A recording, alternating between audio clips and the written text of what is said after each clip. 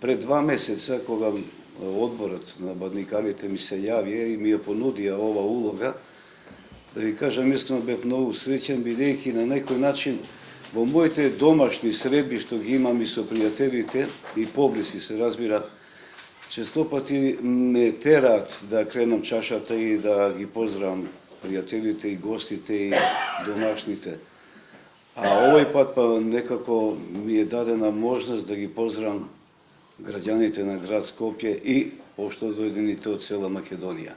Затоа ви искажувам голема благодарност до одборот на бадникарите и се надевам дека ќе ја исполнам очекуваната улога за 6.